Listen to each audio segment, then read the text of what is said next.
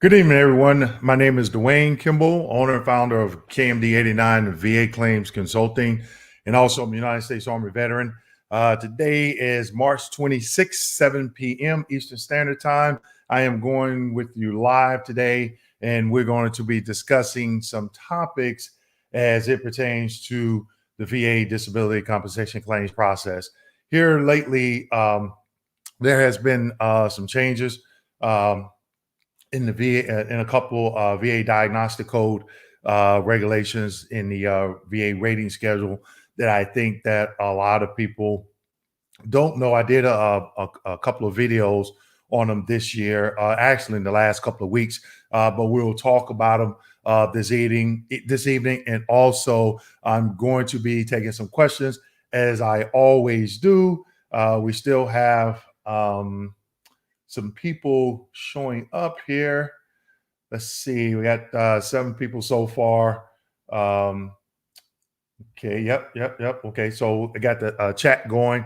So I'm going to be looking at the comments as we go through this evening. So by all means, feel free to share any comments that you may have, because I'll be taking some questions as well. So as I stated, there has been a lot of changes, not a lot, but a few changes within the VA disability compensation claims process. Let's see, living in Mexico, I see I'm doing fine. How are you? Got Chad, Lima Charlie. Okay, sounds good. I'm glad you can hear me. I'm using a new mic here, so I hope everybody can hear me very well. But again, there's a lot of changes that are going on within the VA disability compensation claims process. And I talk to a lot of veterans on a daily basis. Okay. And I still, one thing that I just cannot understand, where a lot of veterans are doing some things incorrectly. Okay. And one of those things is, why haven't vets decided to submit a FOIA request and get a copy of their claims file? Okay. I am still not understanding that. Like I said, I talk to a lot of veterans on a weekly and a daily and weekly basis. And I hear people saying that they heard that the VA, they received a rating decision and the VA decided to deny them, to deny their claim. Okay. And then they said, well, I'm just going to do a high level review. And I'm like, well, that leads me into my next question. I ask them, well, have you obtained a copy, or received or submitted a FOIA request to obtain to get a copy of your claims file? And they say no. And I'm like, I don't understand how anybody can win a high level review without having that information. In my previous videos, I did state that I had a copy of my claims file when I went in to do my appeal, back when it was called appeals, but it's called high level review now. And I had to literally sit down and think about, if I didn't have that information, would I have won my appeal? And the answer is probably not, meaning 85% probably not. Here's why. Without having evidence to show that I should have been given an early effective date, I should have been given a certain percentage, or even service connection for something, without having any evidence, I wouldn't have won that. I just don't see a way. Now, I'm not saying that if you don't, I'm not saying you can't win your high level review or your appeal if you don't have it. Only thing I'm saying, I don't see how you can be successful without having it. Okay. So again, and a lot, if you look at, you click that show more button, it's show more. Okay. It's in the bottom. If you're facing the screen, it's in the bottom left-hand corner of the video. It's kind of grayed out and it says show more. When you click on it, I have a lot of information in there. I have how you can submit an intent to file for compensation by phone, how I did it, and step by step of how I went about obtaining a copy of my claims file on CD. And I shared that in a couple of videos. Okay. So again, I don't mind talking to vets. I love hearing your stories. But again, without a copy of that claims file, I think you're running into a lot of frustration because you're not looking at what the VA is looking at. Okay. All right. So I got some other topics I'm going to talk about. Got some people that came in. Mr. Jordan, hey, how you doing? Nice to see you. Navy diver, Gary, hey, how you doing? Not a problem. And Ray Blackman, certified public accountant. Hey, how you doing? Glad to see you this evening. So please, if you are a subscriber, I appreciate you joining in this evening. Make sure you hit that like button. If you're not a subscriber, please hit that subscribe button and hit the like button and leave me some more questions and comments. Okay. Also, I just want to let everybody know my assistant has updated all of my educational training for the month of April. So if you go to my website, where can you find that link? Click the show more button. And when you click on it, it's going to, when you open it up, your whole room is going to light up because there's a lot of information there. It's going to be like, okay, so definitely go there, click on the link to the website. And when you get there, you click on the link up top, says classes. And I have several classes. I have classes on how to be successful in the VA disability compensation claims process, how to review a DBQ, and also how to review a nexus statement. And also we'll be providing live Q&As and some private Q&As. So if you want a private Q&A that's not on there, that'll have to be coordinated through myself. Okay. A lot of veterans still are not understanding what goes into a nexus statement. Some people call them independent medical opinions or whatever you want to call them. A lot of veterans are still not understanding what goes into them or even why they are used. I did a educational class today, earlier this afternoon, on what are some when are some examples of when a veteran will use a nexus statement, and what are some examples of when veterans will not, or nexus statement is not used. Okay, a lot of veterans are spending a lot of money on nexus statements, and guess what? They don't need them. Talked to a few veterans, and they spent upwards to $1,800 for a nexus statement. And during the conversation, I'm like, well, what are you trying to do with your VA claim? And they say, oh, I'm doing an increase. You already created that link. There's no reason there to get a nexus statement because, you don't, in that case, you don't need it because there's no information in the nexus unless there's information in the nexus statement that is part of the criteria for that particular increase. Okay. So you definitely want to get educated on that. All right. I'm not going to get into the DBQ one because I'm going to talk about DBQs a little bit later. Okay. So we got some more people in here. Living in Mexico. You were on my live stream last month, and I remember asking you, living in Mexico, what part of Mexico do you live? And I can't remember. Let's see. Living in Mexico. Let's put this up here. Let's see. I just put in my CUE claim for 100% rating for 6 years of back pay. Boy, I am praying. Hey, living in Mexico, I'm going to pray for you. Again, just make sure you're educated on that CUE. I did a video on clearing unmistakable errors. If you haven't, go back and check out that video. Also, look in the description section. I think back then I was adding some of the M21 manual references. One thing for CUEs to remember, they never expire. 2 is up to the veteran. The veteran has to prove, okay, that there is a CUE.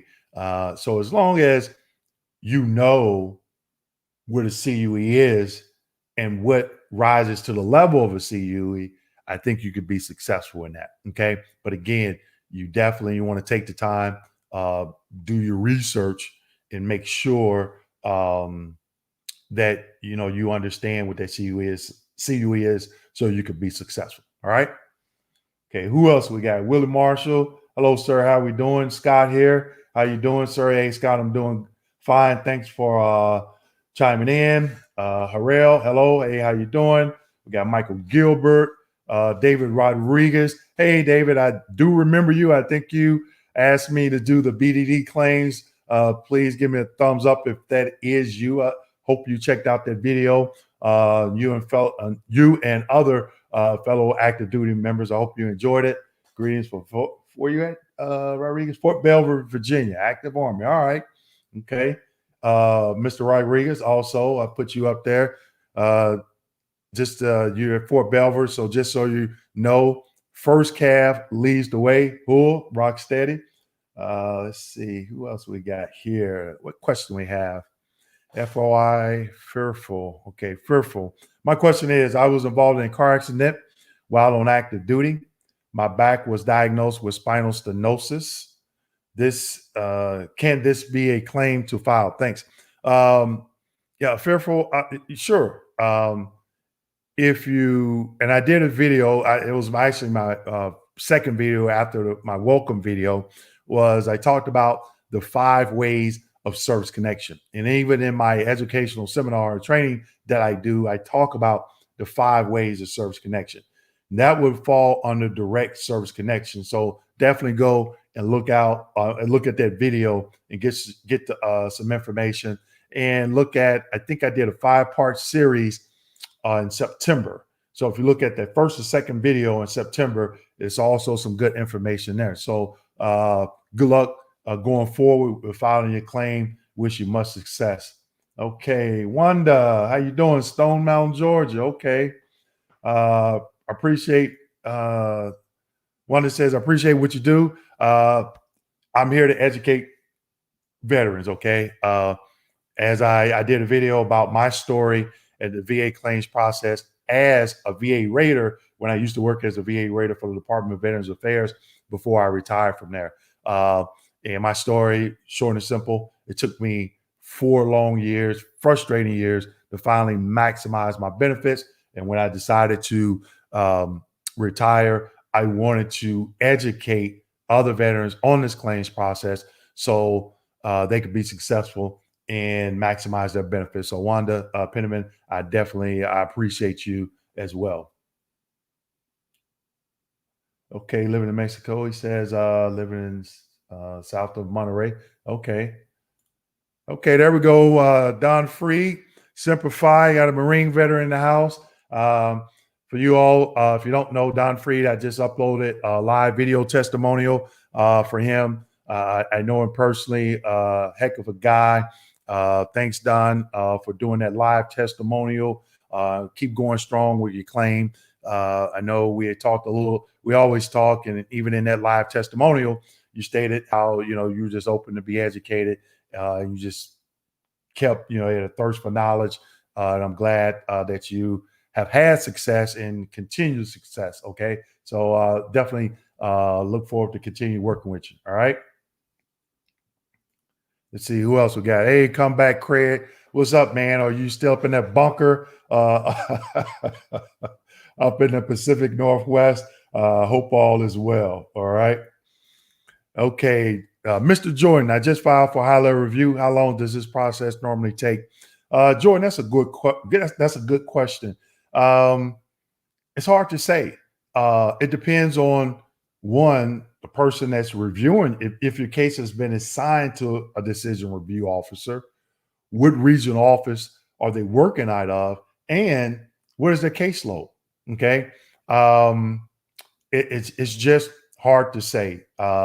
But I can say this: if you selected an informal conference on that VA Form 20-0996, and you had that informal conference, you should be receiving some type of rating decision in the mail with some type of decision soon. If it's going to be 2 weeks, 3 weeks, don't know because if it's if they have to call an error CUE on a rater or another decision maker because they fail to give you due process, then obviously it may take a little bit longer. So it's going to, there's certain things that's going to factor into that. So I can't say it's going to be a week, it's going to be 2 weeks, it's going to be 3 weeks. What I've been hearing from what other veterans that file high level reviews, once they've had that informal conference, it's been an average of about 2 weeks. But I don't want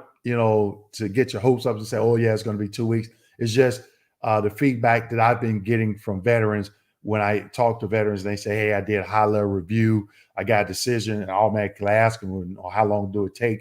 And they tell me, hey, on average of 2 weeks after they've had that informal conference. But those are veterans that didn't have that didn't need any additional development on their claim after the high level review. All right. Let's see. Here we got Chris Bonds, just rated at 90%. Congrats. Very requested for TDIU form to be filled out with them requesting what is the chance of approval. Thank you for your input. Mr. Bonds, look on that rating decision. And on that rating decision, it says service connection for individual unemployability is deferred.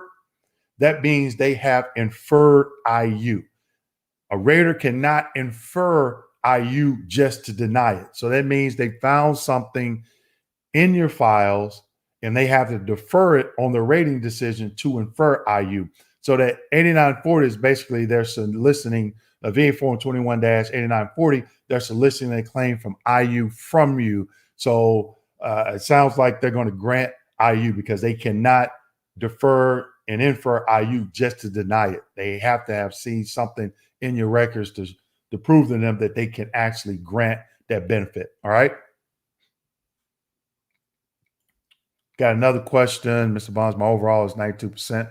Trying to learn how to read that table. Hey, I got it right here in my rating schedule. I've shared that with people, and sometimes I just go back to it just to see if I can remember how to navigate through that. And I have a Excel spreadsheet. It's a lot easier. It saves a lot of time, especially when you're using a bilateral factor. Okay, because if you have like a right knee, left knee, bilateral ankles, hips, and shoulders, stuff like that, you definitely have to take that bilateral factor into consideration. But Mr. Bonds, glad you know how to read that table. Hey, and also, Mr. Bonds, hey, do a YouTube video and teach other veterans how to read that table. Okay, I would do it, but man, I tell you that I never was really good at that. Okay. All right. See, Mr. Rodriguez said, yes. Okay, you did see that video. That was me. The video was informative. Thank you. I shared the video with my peers. Hey, Mr. Rodriguez, no problem. David reached out to him. I think it was back maybe around Thanksgiving of last year. And he said, hey, can you do a video on BDD, the BDD claims process? I jumped right on it. And I think it wasn't the next video, but the next video after that. So, I definitely take some requests just depending on what it is. Some veterans, they ask me to do a YouTube video breaking down the process as it pertains to their individual claim. And that's one thing videos I don't do because everybody's claim is different. And I don't want to give out any incorrect information, especially if you're trying to use it for your particular claim. One thing I can say is make sure you get educated on the VA disability compensation claims process. So as you go through it, you'll know how to maneuver as you go through this process. All right. Okay, who else we got here? Chad Hawk. Good evening, Dwayne. Great videos. Headed to this DBQ clinic at James Haley on Monday. Didn't know about it until your video. Good knowledge. I had 4 CMP exams. My first 4 actually at James A. Haley. But you're the first. Oh, the clinic. I'm glad you brought that up, Mr. Hawk. Look at my video again. I'm glad you saw the video. You contacted them. But again, if you're doing a DBQ, whatever the condition is, I always tell people, have a game plan. One, be educated on the process. Two, know what goes into a DBQ. Now, at this particular clinic, I never used it. I had peers when I used to work at the VA that actually used it. Okay. Now, one good thing about it, in that video I talked about, I called the number and I asked some questions. And I think they do up to 3 DBQs, if I'm not mistaken.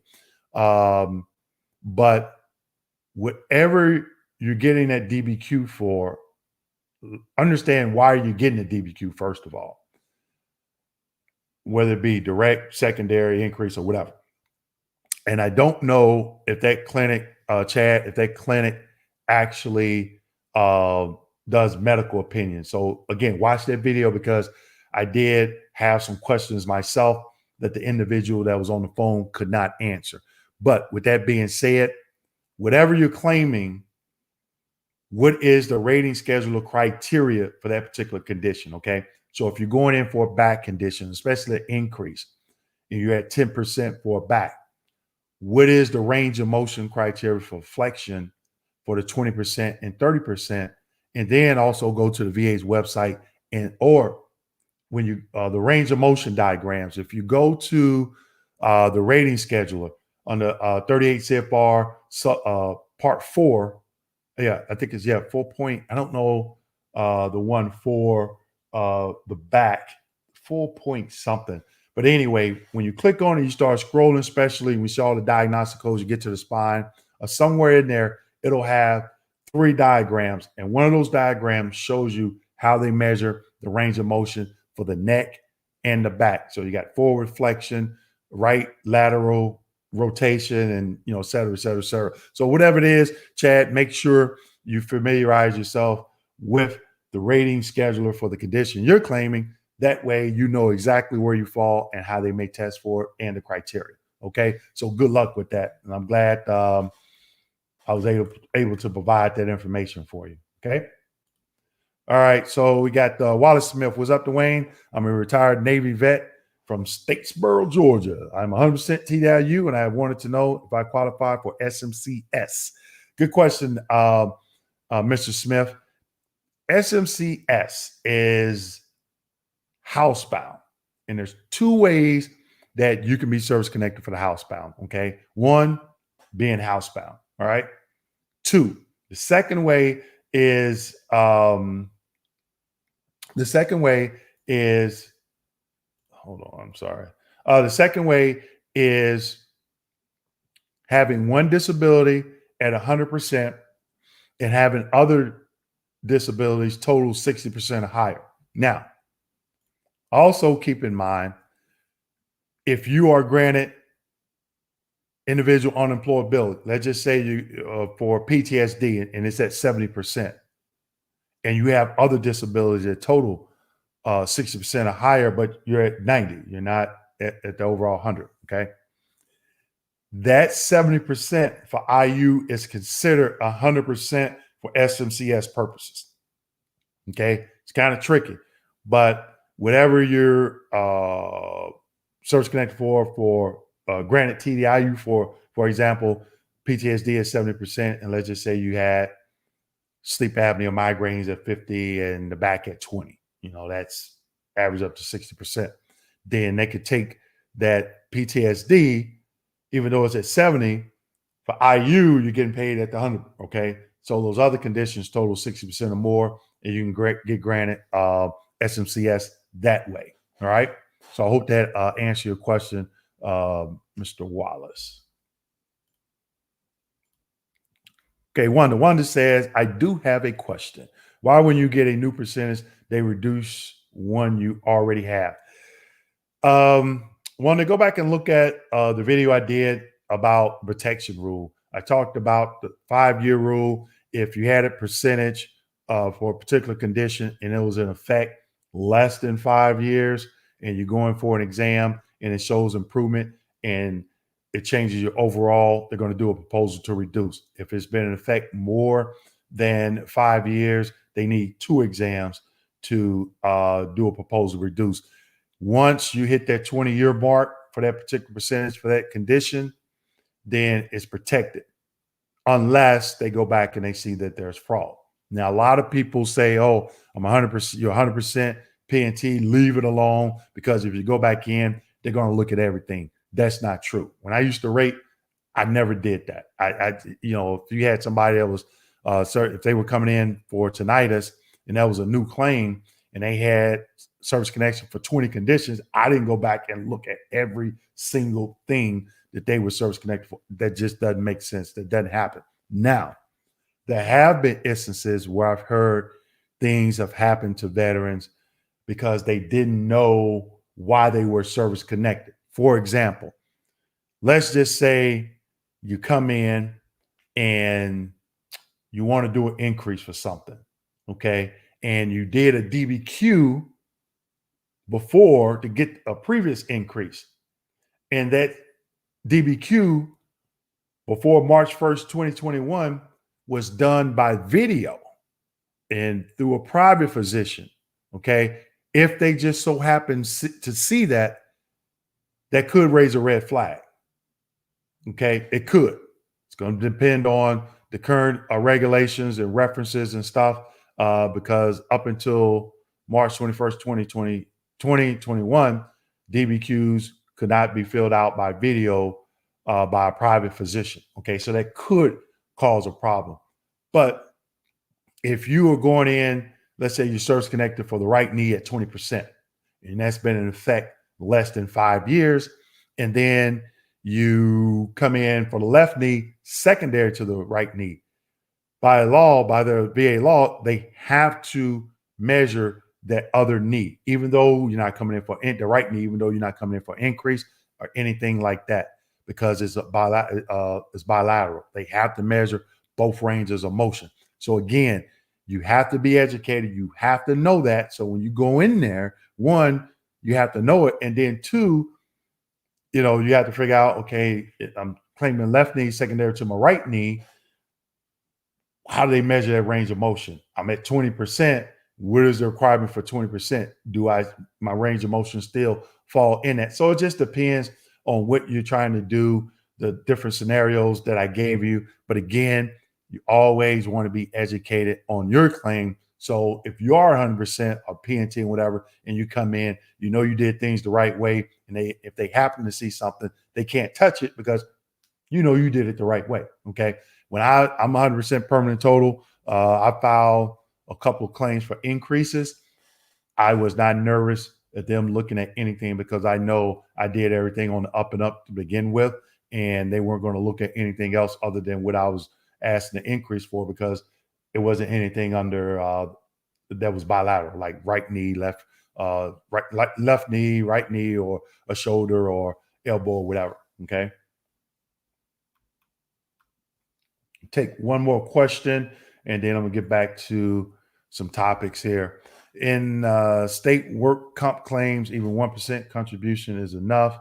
Is it enough to prove VA claim if the CP examiner says the in-service incident contributed only 1% to the current diagnosis of disability? I'd never seen that before.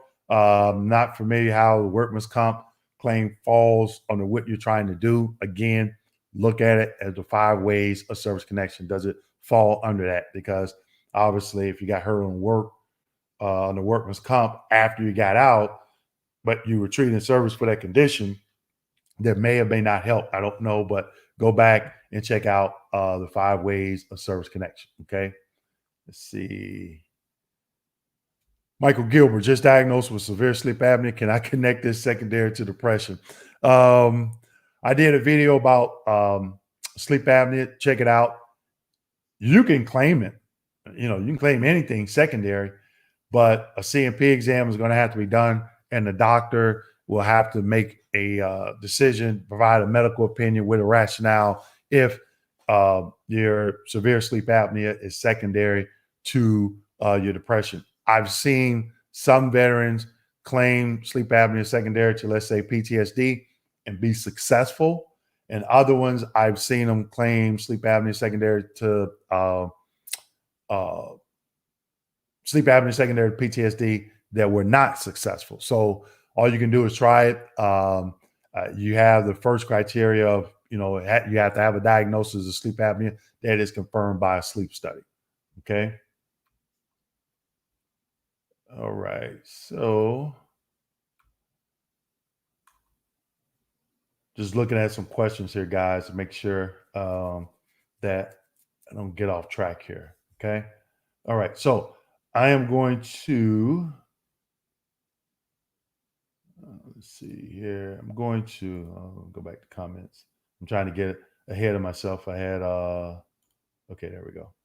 I like that little ticker that runs down the bottom. I figured that out. Okay. So the next topic, I talked about the classes done on my website for you, for everyone that didn't come in right at 7:00. I have classes listed on my website, how to be successful on the VA disability compensation claims process, live Q&As, private Q&As. Those will have to be scheduled through me, depending on your schedule and mine, how to read a DBQ, and what goes into a nexus statement. Again, those nexus statements are critical, but if you don't know what goes into one or how it looks, then you could be in a lot of trouble. In that particular educational seminar that I give for that, I actually share the template that I used to help me be successful. Okay. So not only are we talking about what goes into it, I share a blank template of mine and one to complete it. And then I share a couple examples of direct service connection medical opinion with a rationale. A lot of veterans don't know what a rationale is, and another secondary medical opinion with a rationale. Okay. So it's definitely something I think that will be helpful for a lot of veterans, because what I see in that, a lot of veterans are missing what evidence was reviewed and the rationale. Okay. So I share what those look like in that training. So go to my website and check it out. Okay. So diagnostic code criteria changed for instability and the knee. Okay. Knee replacement and the hip replacement too, I believe. I did a YouTube video on it. Before, when you were service connected for a knee or hip, you had say for instance, you could be at 10%. Once you had that joint replacement for the knee or hip, you would get 100% for the knee for a year. Then they would drop you down to 30%. Okay. Now, they've changed that.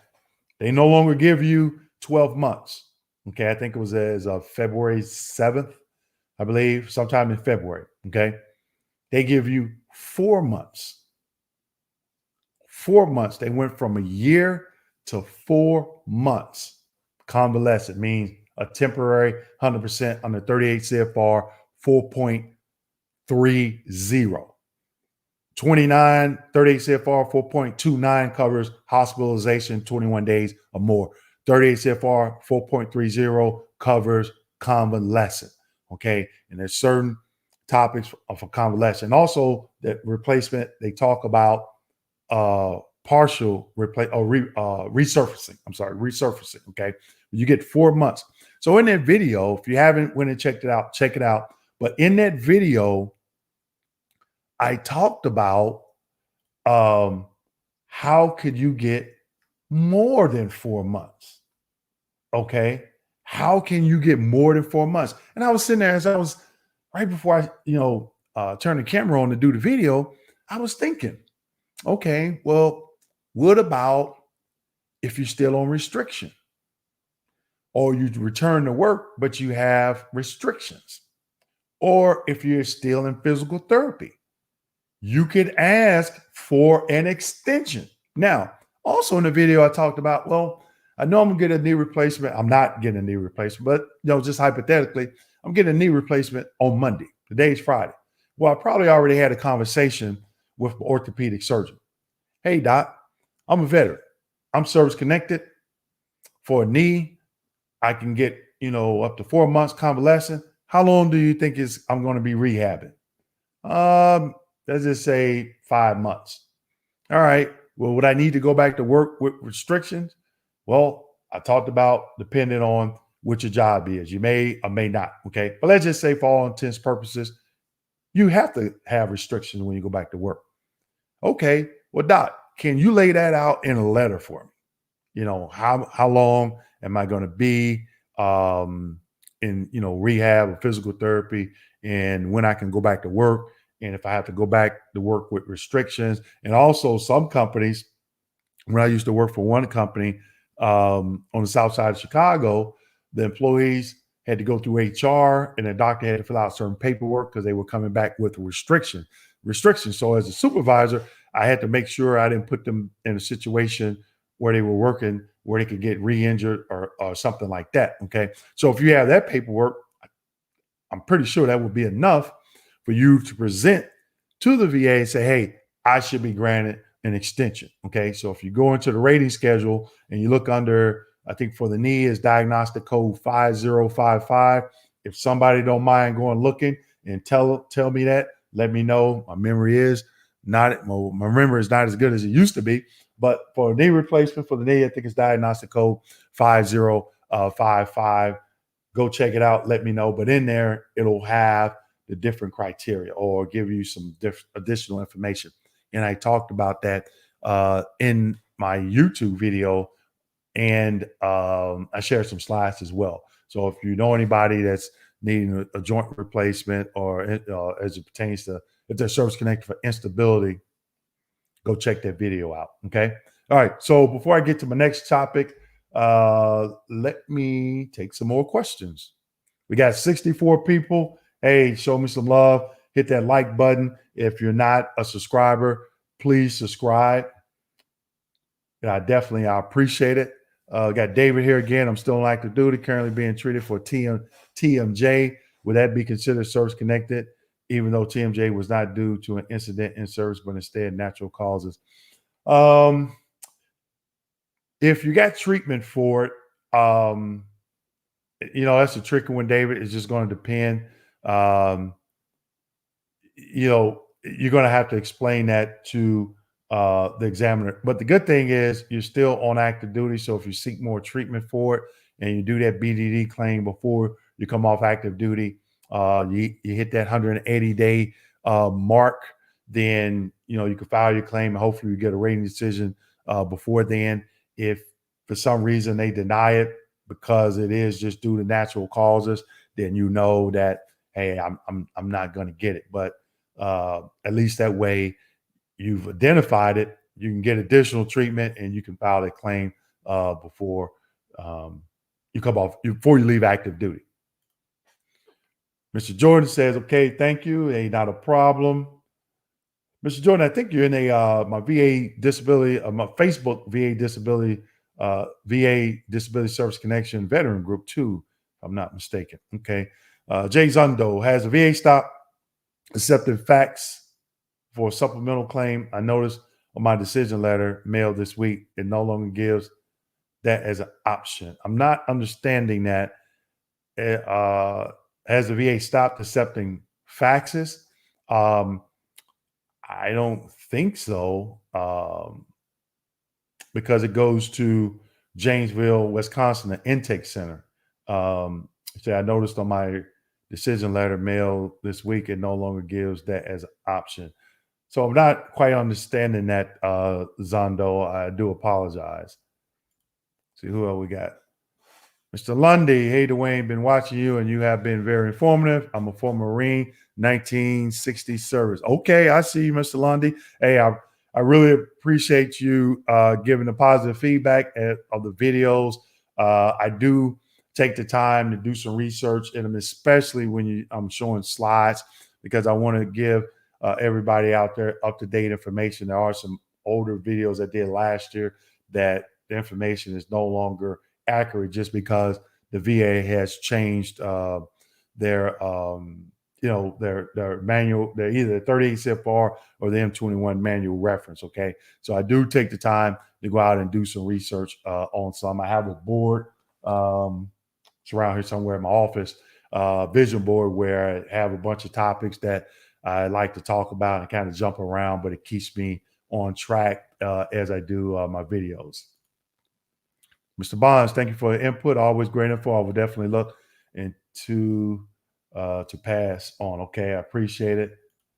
Mr. Jordan, thank you for the super sticker. I appreciate it. Thanks for showing me some love on that. I definitely appreciate it. Thank you, sir.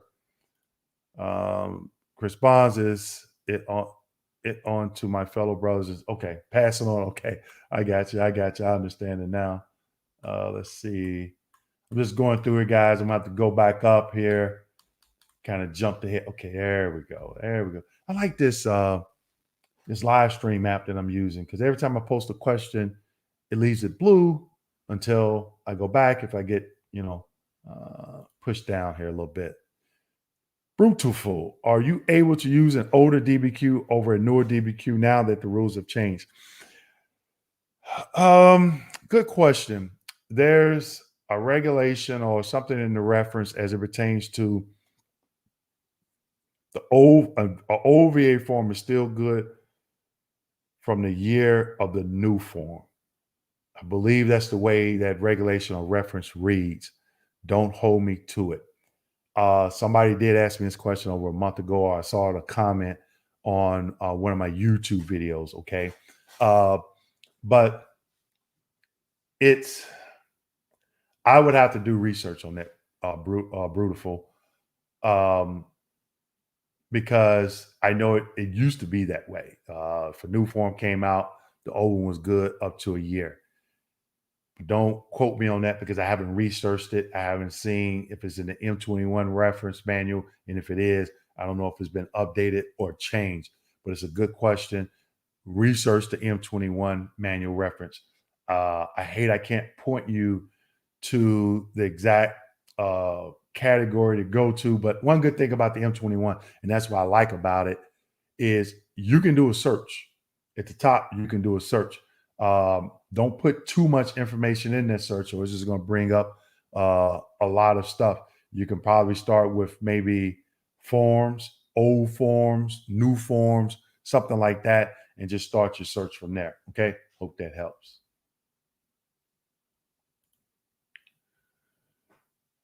Mr. Free say to Jay Zondo, double check with a quick phone call to confirm their receipt. I also upload a VA benefits website just to be thorough. I also noticed it wasn't included with my submitted docs after fax. Hey, thanks for that update, Don. And I always tell veterans, if you're faxing something in, what I did with my last two claims, I faxed it and then I mailed it. Okay. That way, it got there. I know it was going to get there. And then I followed up with a phone call like a week later. Hey, I faxed it. I mailed it. Did you get it? Okay. There are two different fax numbers. You got one for pension, then you got one for compensation. Okay. So if you look at the VA form 21-526EZ, and I believe it's either on page 6 or 7, it'll give you the mail and fax information. And also, if you go to the VA's website and go on the compensation, how you filed a claim, it'll say, how do you apply and where you send it. It'll have the same information there as well. Okay. Living in Mexico, I have a bilateral lumbar stenosis. I fell on my lower back on a steel edge on my ship. That will be my next claim for loss of use after my CUE claim. I'm at 100% permanent total in aid and attendance. Now, aid and attendance is what? Living in Mexico, SMC, what? Can anybody tell me? I'm not going to say it. Somebody put in a comment. What is aid and attendance? SMC, what? Okay. All right, there go Little Rock. Little Rock, go mob. See that back there, Little Rock? All right, I got you, Frat. Hey, thanks for looking out. Appreciate all your support in my veterans Facebook veterans group. All the likes and the shares you do on the videos I upload and the posts. I definitely appreciate you looking out for me. Go mob, the Blue 5. All right. Who else we got? Chad Hall. Thanks, man. Good stuff. Hey, I appreciate it, Chad. Not a problem. Chris Bonds, also in a high-level review, received a duty to assist error. That's exactly what I was talking about. Is that a benefit to me? QTC is doing a medical record review this weekend. Hope this rabbit hole will be over. LOL, HLR are not the business. Duty to assist error. That means is they fail to do the proper development. depending on what it is. Okay. If they're having QTC to do a review, maybe the doctor, the examiner, if you had an exam, failed to do something and the rater gave you a rating without some type of clarification.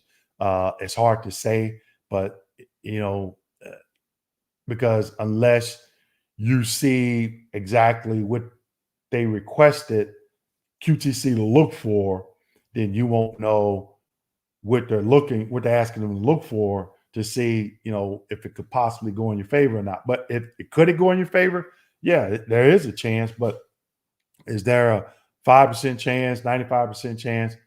Who knows? Because you never know what that person send that addendum request on that 2507 medical request, addendum request back to QTC what they're looking for. All right. Okay. So I'm gonna pause right here, everyone, and going to get back to another topic. Okay. This topic I'm going to cover, did a video on it, and it's DBQs are back as of March 1st, 2021. I did a video on it. Okay. I'm not going to go too much in depth on it, but what I am going to talk about, and you heard me talk about this in my other YouTube videos last year, it pertains to the DBQs when they removed them. If I thought they were coming back, personally, like I said in my other videos, I didn't think that they were going to come back due to the fact of why they removed them in the first place, the IG report that came out. Okay. But I also stated that a lot of veterans were getting these completed and did not know if the information on that form was correct. One of the classes, educational seminars that I have is how to review a DBQ. Okay. If you're spending your money on anything, if you're going out having some work done in your home, you want to make sure whatever you're paying for, it's the work is done right. Okay. Still, another service I provide is I review DBQs for veterans that have them completed. Okay.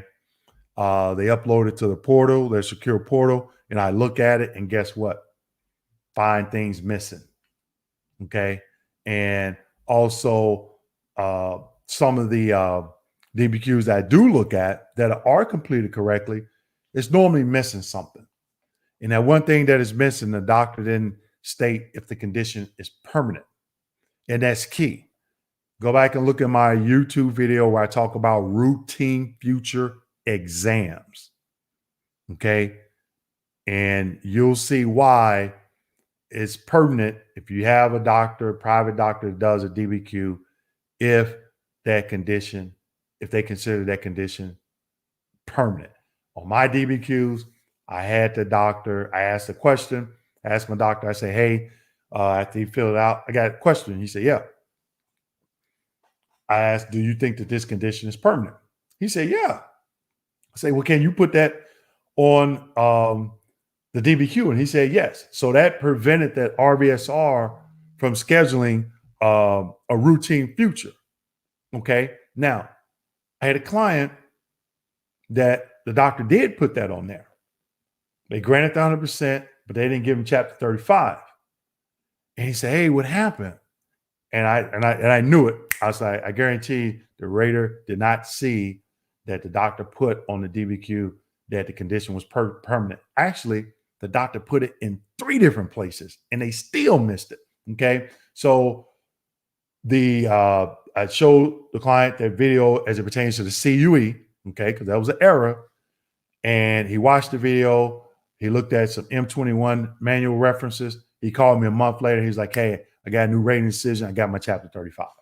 Okay. Because there was an error, a benefit entitlement error on the rater for not granting the chapter 35 benefits. They were looking at the M21 reference and what they were doing.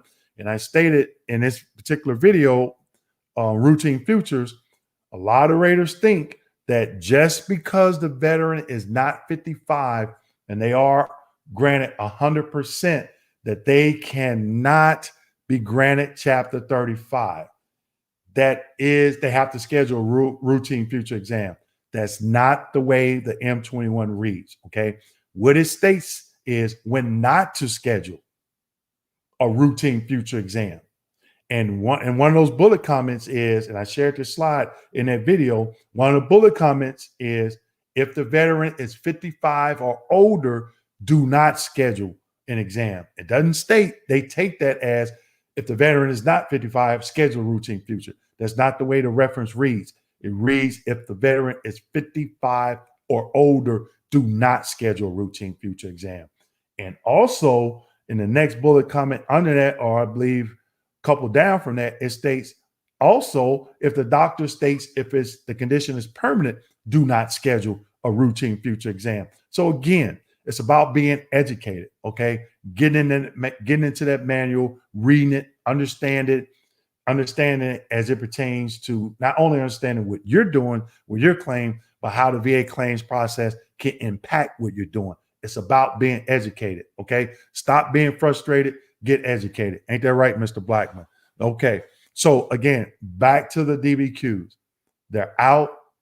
And another good thing about this is in that M21 reference, and I showed it in my video and I highlighted in red, and I always tell you if I'm sharing a slide, because you know I love slides, if I'm sharing a slide and it's something highlighted in red, you want to pay close attention to it. And what I highlighted in red, it states that these DBQs can be done by video. Now, what's scary about that is a lot of VA employees didn't know the DBQs were back on the website. And I'm like, you got to be kidding. But I'm not surprised because anything changed like that, the last people to know are the VA employees until the VA decides to go around and do some training on it. Okay. So if that happens, if you do that and they say, oh, we're going to schedule for a CMP exam because it was done by video, you want to look at that video, YouTube video I did, and pull out that M21 reference manual, M21 manual reference that I posted in that video, okay? Because then you can use that, especially if you say I'm gonna do a high-level review. Guess what? Hey, in your M21, it states that my private doctor can complete it by video. And I guarantee they'll be like, oh, I didn't know that. So again, it's about being educated. Understand these DBQs, how they need to be completed. I go over them in a training and also a nexus statement. Okay. So that way, when you take the class and you go to a doctor's office or someone who's going to do it for you, then you can ask a question, say, hey, I need this information to go into this nexus statement. If I pay you, if you're doing it for me, will you put that information in there? And if they say no, then it'll be up to you if you want to move forward. All right. So, okay, let's go back. I'm gonna take some more questions. Try to keep it to an hour, guys. Probably not. I'm gonna finish up some questions here. LR, hello, I'm 100% service connected. However, I'm not PNT at this time. I had to medically retire last year due to my PTSD, depression, worsening. What do I need to do to request permanent total? Again, LR, go back to the video I did as it pertains to routine future exams, because that's what you have. You own something that you are service connected for that gave you a routine future exam saying that it was going to get better.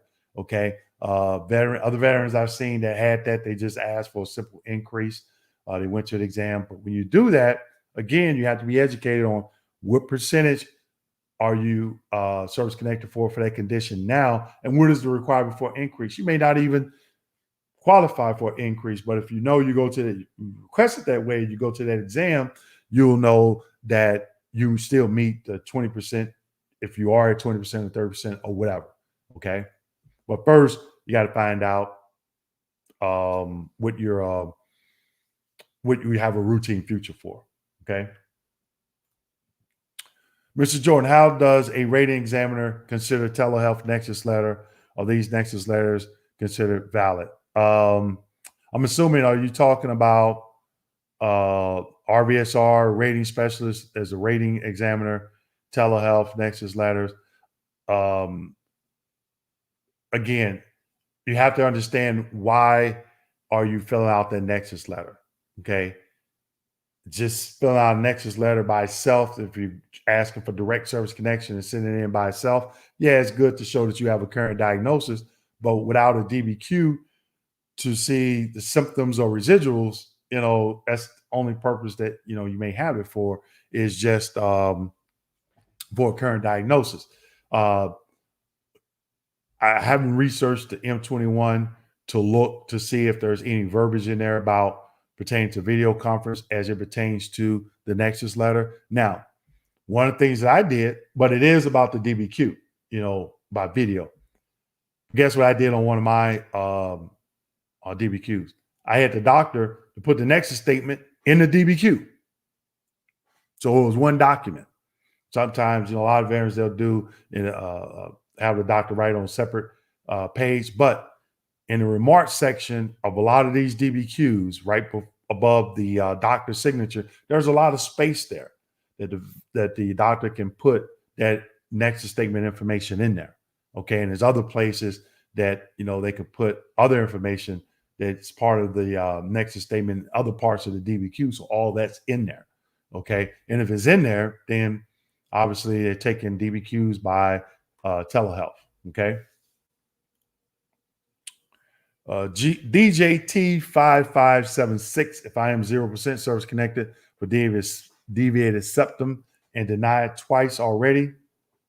Well, I don't understand how you can be denied DJT twice and you're already service connected. So I'm assuming you mean denied for the increase. If I get a surgery to fix it, would that help for an increased claim? Okay, first, actually, I tell you what, let me look here because I have my rating schedule open for deviated septum. At least I thought I did. Where you at? Deviated septum. I guess I don't. Oh, okay. Oh, there it is. Deviated septum is under diagnostic code 6502. In the 10%, you only could get 10% for it, and it's traumatic only, with 50% obstruction of the nasal passages on both sides or complete obstruction on one side. So you have to have complete obstruction on both sides. 50% obstruction. So half obstruction on both sides or complete obstruction on one side. That's the requirement for increase to 10%. 10% is the highest. Now, if you have surgery, then obviously you could possibly claim convalescence on the 38 CFR 38 4.30. So I did a video on that on paragraph 29 and paragraph 30. You can go to look at the video and also go to the rating schedule just to make sure anything didn't change. So yes, you possibly could get a temporary evaluation if you get a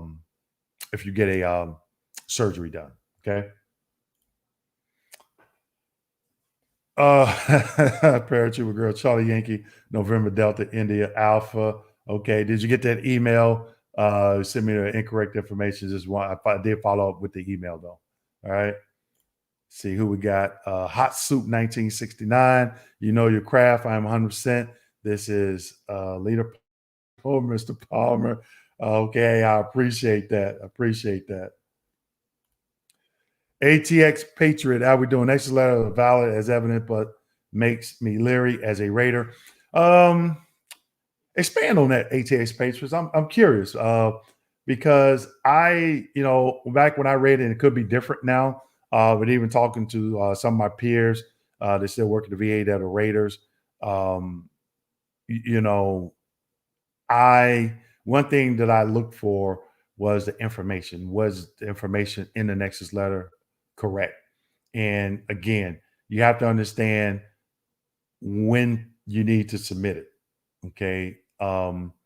Again, if you're claiming direct service connection, if you're claiming, let's just say, PTSD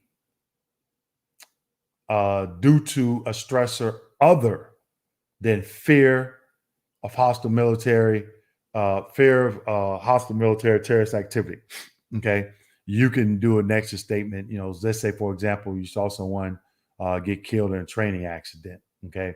So that initial PTSD exam, according to the M21, does not have to be done through the VA. Now, if you're claiming PTSD based on fear, the first CMP exam has to be done at the VA. But if you're claiming it other than PTSD, fear on a different stressor, then no. And as per the M21, unless it changed. But yeah, ATS Patriot, I'm kind of curious why it makes you leery. I always like when veterans will send in their own information. And maybe because I was a little bit biased when I went to my CMP exams, I didn't feel that the VA CMP examiners were being honest. I know some RVSRs think that all the information can be found in VA medical records, and that's not the case. Or those examiners, just because they have access to the claims file, and the private doctor may or may not have all that information. And that happened to me in the VA examiner. So always, when I would see veterans send in, especially nexus statements with DBQs, I would definitely pay close attention to make sure if everything was correct. If it wasn't, then the M21 states there's certain things that you as a veteran, or you as a rater or VSR have to do. Okay. A lot of times veterans, you see some of them, man, they did their research, and I was able to use a lot of their information, but some I didn't because it wasn't done right. So we had to schedule a CMP exam. All right. Got Mr. Don here. He says, if you're working your claim, you can't go wrong hiring Dwayne. Hey, I appreciate that. I consider it an investment in myself, as he has accelerated my disability status, which has already paid for itself.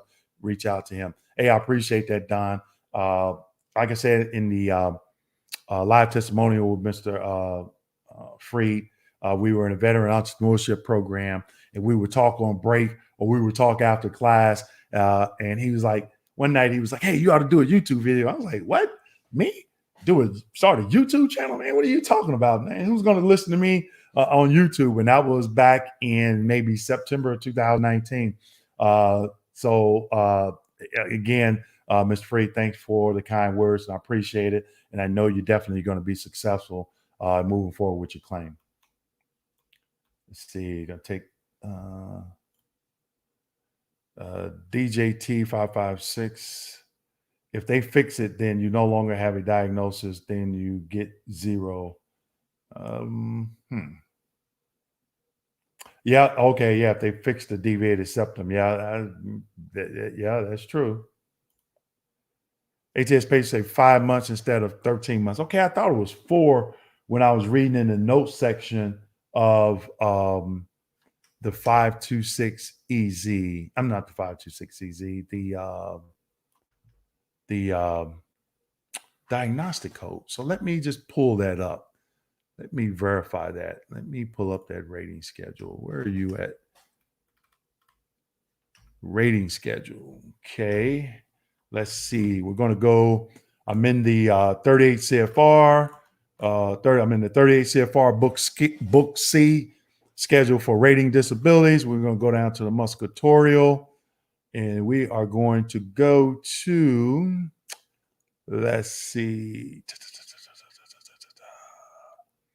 painful motion, loss of use, 38 CFR 4.71A, schedule rating musculoskeletal systems. Okay, the Word document is coming up. We're going to open this file, and we're going to go to diagnostic code 5055, because I could have swore it was 4 months, but thank you, HS Patriot. And I like this because it keeps me sharp, keeps me on my toes, And while that's coming up, we're going to get to some other question. Ray Blackman, certified public accountant. Okay, I know you're busy this time of year. ATX, why do Nexus letters make you leery as a rater? Good question. And ATX patient says availability of records. The pay for play doctor has to give that Nexus opinion. And another thing I wanted to talk about, there was a question on the DBQ that's asked the private examiner, are you the treating physician? And I was kind of like, I got to thinking, I'm like, well, why? Whoever came up with that top section, they got to be biased, okay? Because if you go to a QTC, LHI, VES service, or a VA CMP office, they're not treating physicians. They are not your treating physician. So why are you going to ask that question? So what? I'm like, okay, it has to be a person that's being biased. I don't know if that's for them to have particular raters to use that against the vet or what. I don't know. Okay, I didn't do additional research in the M21 as it for it, but I saw that and it kind of caught me as surprise. So, it says availability of records. The pay-for-play doctor has to give that nexus opinion.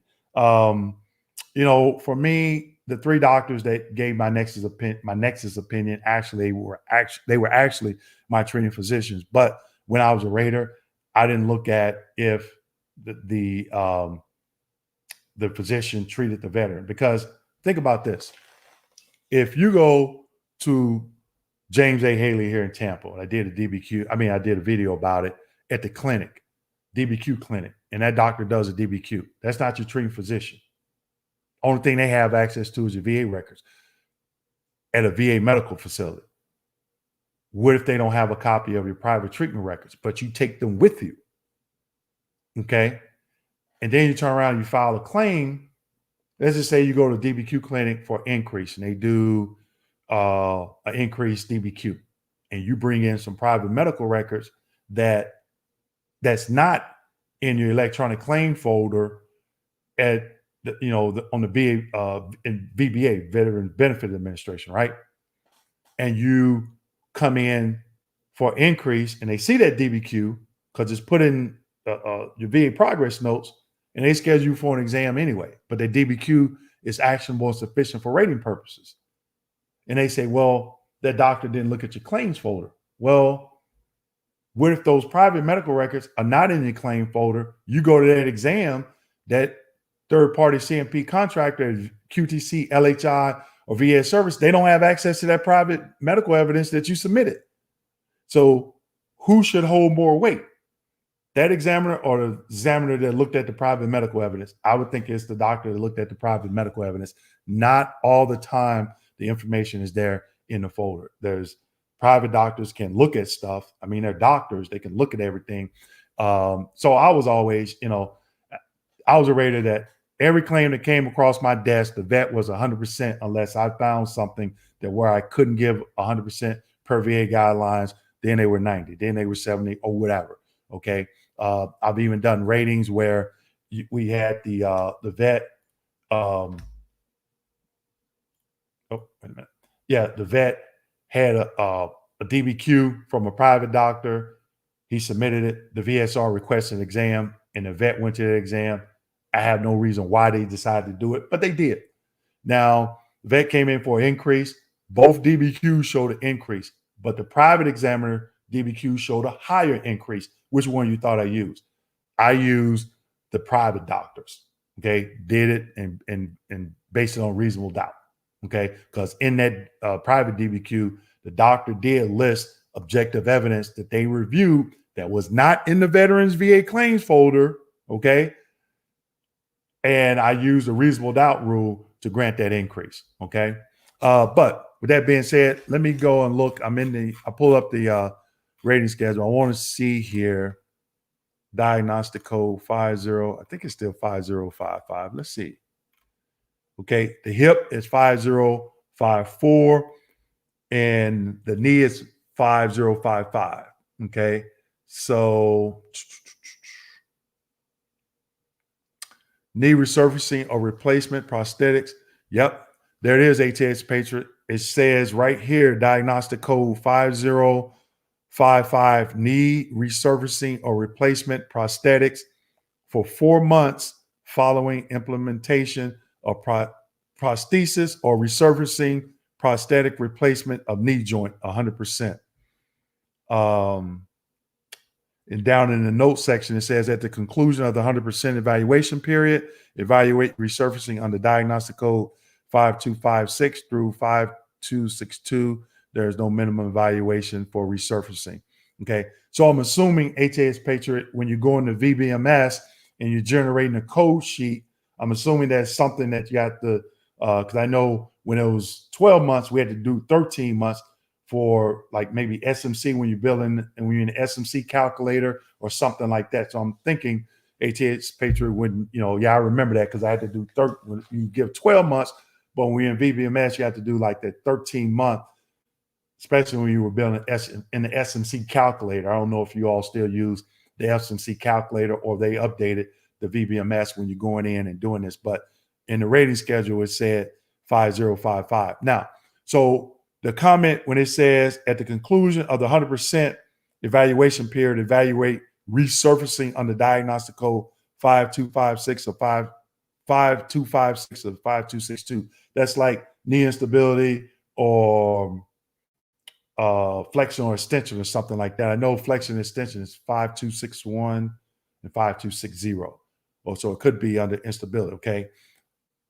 So what they're saying is you'll get, for resurfacing, you'll get that temporary 100%, but you're not going to drop back down to 30% like the knee replacement itself. You may go back down to 10%, okay? So it just depends.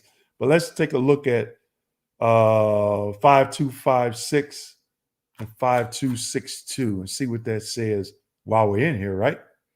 5252. Where are you at?